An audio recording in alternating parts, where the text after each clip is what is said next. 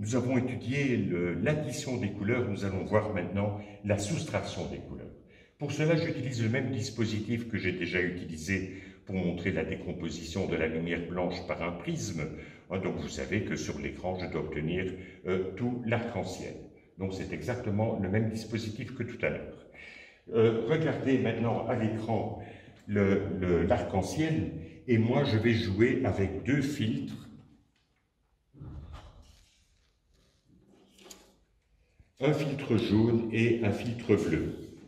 Alors regardez ce qui se passe si j'utilise le filtre jaune.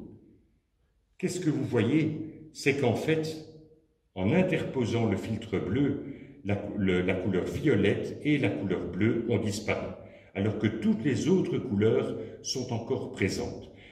Oui, veuillez nous excuser de nouveau, mais tout ceci est filmé avec mon smartphone, et le smartphone en l'occurrence montre ses limitations en ce qui concerne le rendu des couleurs. Donc on fait ce qu'on peut avec le matériel à notre disposition.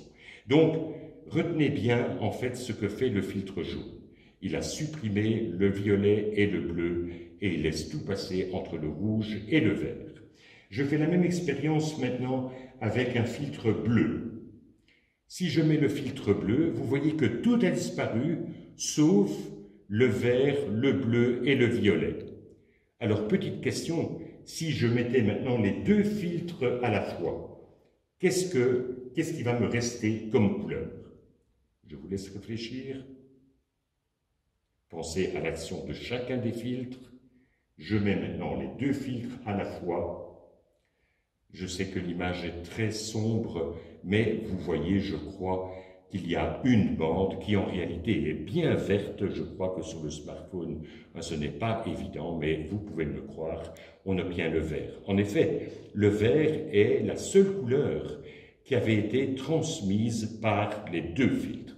Toutes les autres couleurs étaient supprimées, soit par le filtre jaune, soit par le filtre bleu.